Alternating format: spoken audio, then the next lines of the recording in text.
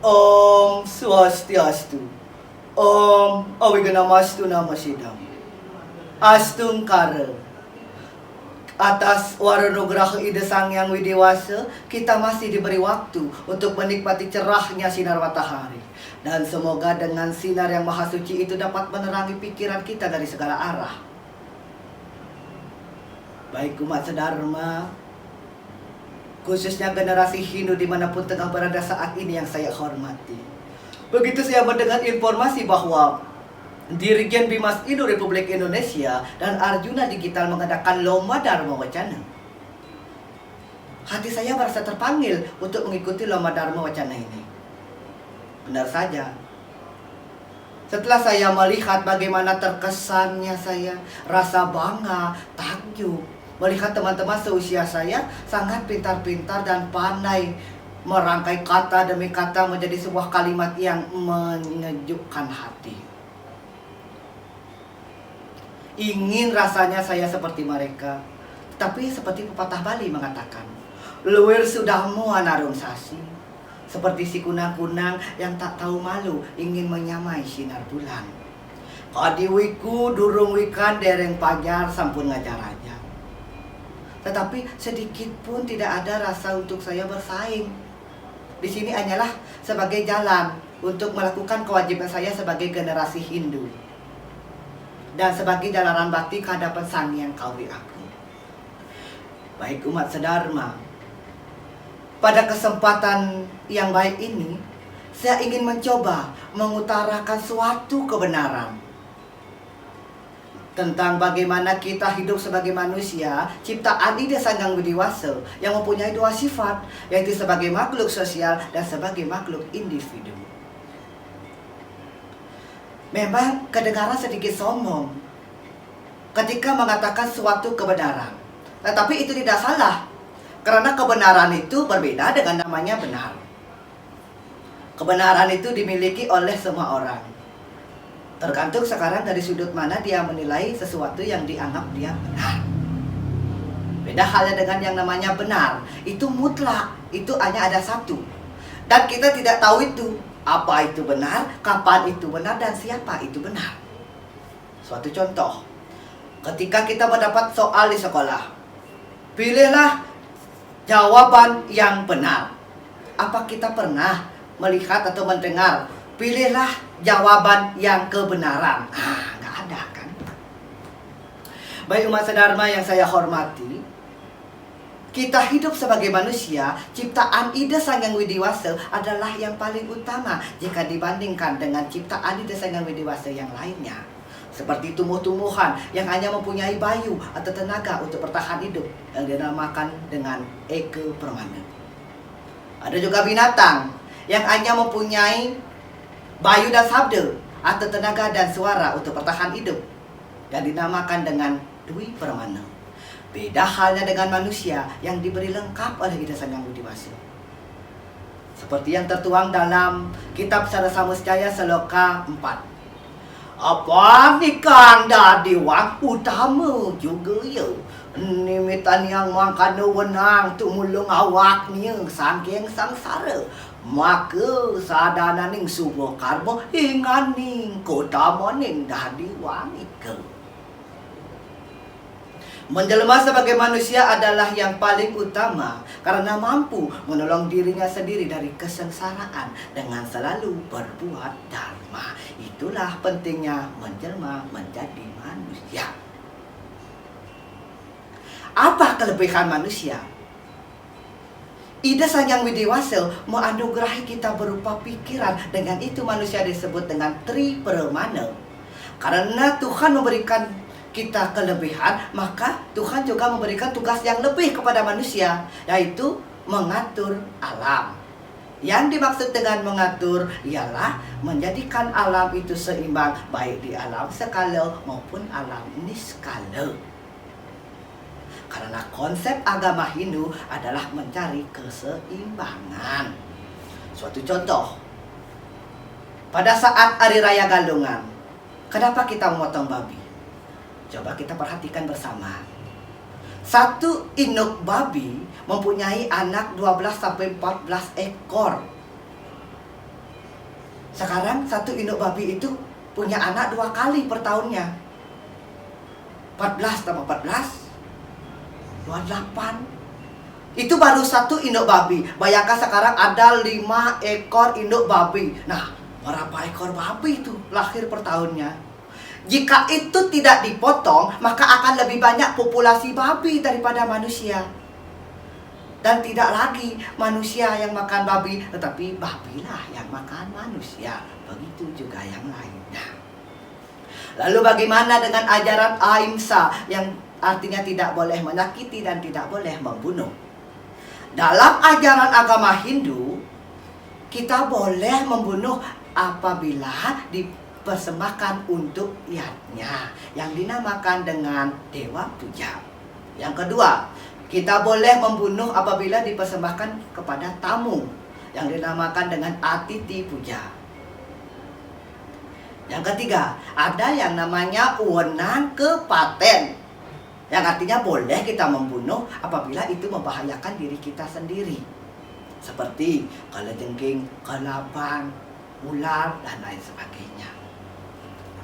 Baik umat sedharma yang saya hormati, karena kita sangat membutuhkan adanya tumbuh-tumbuhan dan binatang-binatang sebagai sarana yatnya, maka kita mempunyai rasa keinginan untuk memeliharanya, menyayanginya, bahkan menyelamatkan mereka dari kepunahan.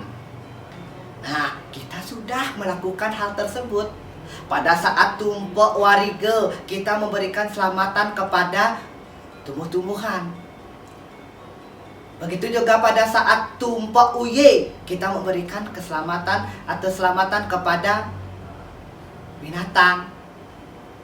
Seperti yang tertuang dalam Sloka Puja Trisanya bait kelima.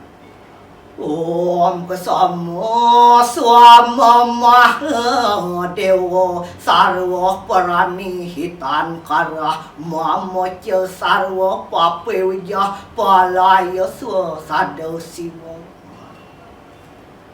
Om Yang Widi, ampunilah hambamu ini. Engkau yang memberikan kesejahteraan kepada semua makhluk.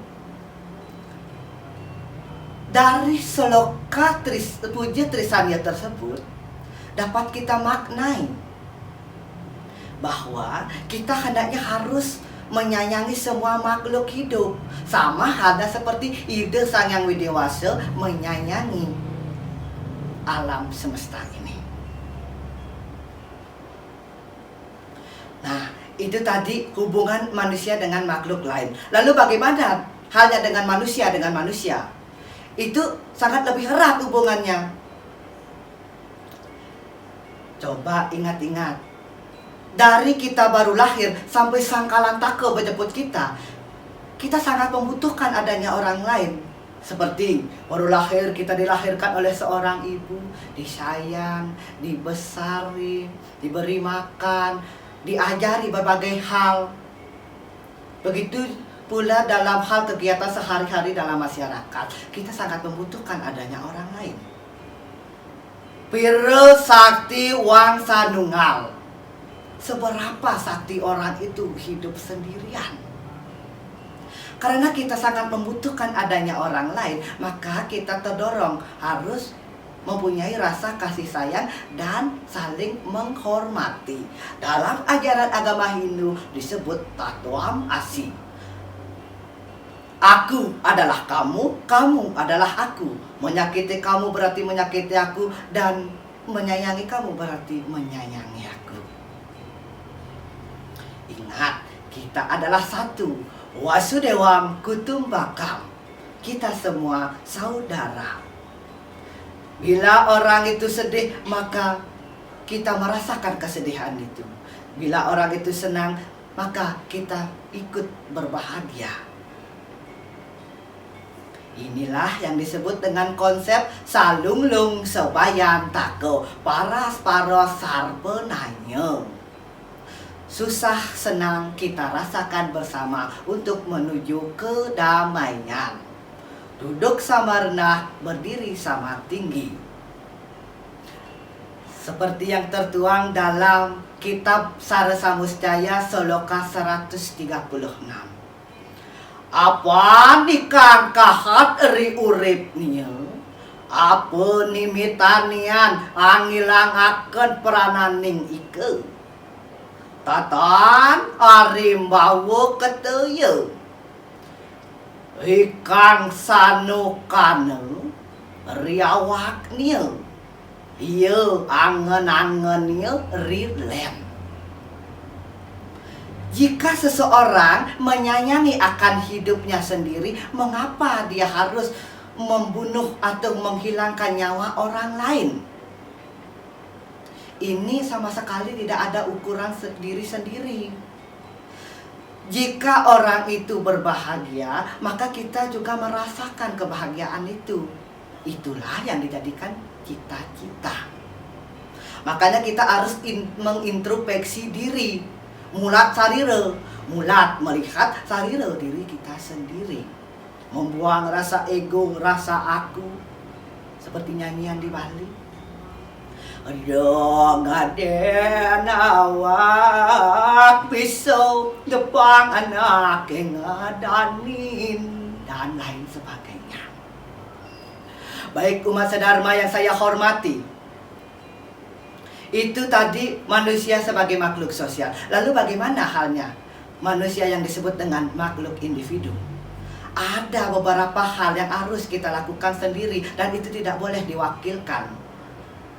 Contohnya ketika kita sudah dewasa, makan kita tidak boleh disuapin. Jika disuapin itu berarti kita sakit. Mandi tidak boleh dimandiin. Kalau dimandiin berarti kita sakit. Apalagi banyak yang memandikan kita. Itu artinya mamuit naren rat maju ring tapuan. Ya mati dah itu artinya. Baik umat sedharma yang saya hormati, demikian yang dapat saya sampaikan. Ada beberapa kesimpulan diantaranya. 1. Kita hidup sebagai manusia adalah yang paling utama jika dibandingkan dengan makhluk ciptaan Tuhan yang lainnya. Yang kedua, kita sebagai manusia mempunyai 2 sifat, yaitu sebagai makhluk sosial dan sebagai makhluk individu. Yang ketiga, karena kita sangat membutuhkan adanya orang lain, maka kita harus saling menyayangi dan saling menghormati. Baik Bapak Ibu umat sedharma, demikian sekapur sirih dari saya, semoga ada manfaatnya. Pada kesempatan ini saya tidak lupa mohon maaf sebesar-besarnya dan meminta tuntunan dari Bapak Ibu sekalian supaya saya ada bekal di kemudian hari. Ini bagaikan makan kerupukan, rame kriukannya, tetapi yang ditelan adalah sedikit. Baik umat sedharma yang saya hormati, akhir kata saya haturkan puja Paramo Santi. Om Santi Santi Santi Om.